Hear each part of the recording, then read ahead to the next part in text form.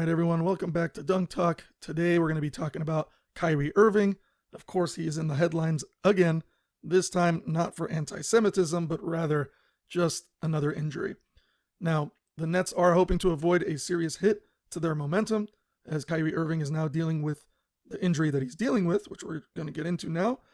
But unfortunately, it might keep him out maybe one or a few games. Now, Irving, who was held out of just one of the team's last 15 games, and that was due to rest, that has been added to Brooklyn's injury report with now a calf issue. Now, since Irving returned to the lineup from a team-mandated suspension, the Nets have posted a 12-3 record, including 6 straight and 10 of 11 prior to the news regarding his calf. Now, what is Kyrie Irving's injury? Well, less than an hour ahead of meeting with the Warriors today, which as of now, they are playing, and by the time this is recorded, right now they're sitting around halftime where the Nets are up 91-51 with the Warriors. So 40-point lead, which is absolutely insane. But right before this Warriors meetup, Irving was a late scratch with right calf tightness. Now, Irving first noted this calf tightness to his head coach, Jacques Vaughn, after his pregame workout today, the 21st of December, and there was a decision to hold him out of the game, which was made after he was checked by the team's training staff. So, Brooklyn Nets actually did put a tweet out that says the update of the status of Kyrie Irving and his right calf tightness. Now, in Brooklyn's most recent outing, Irving scored 38 points in 34 minutes of action, and that was against the Detroit Pistons on December 18th. In that game, he did not show any signs of discomfort.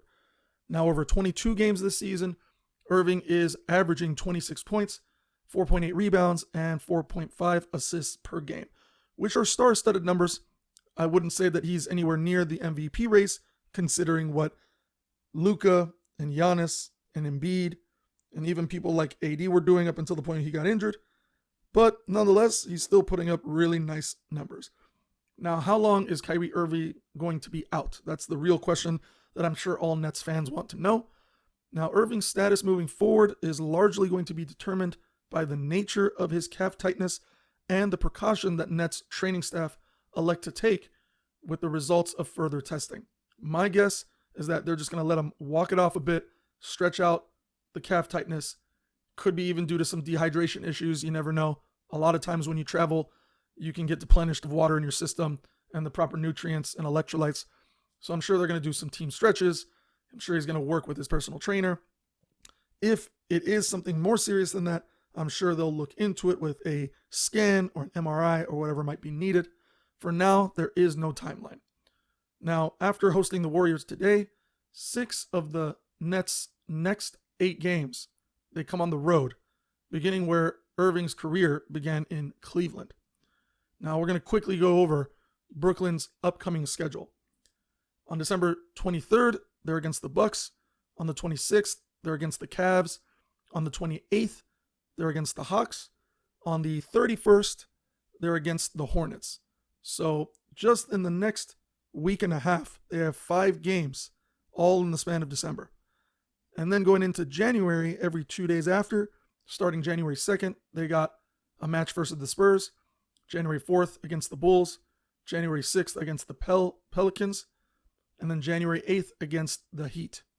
So it's going to be interesting to see how the Nets are going to be able to keep up without Kyrie Irving in the lineup.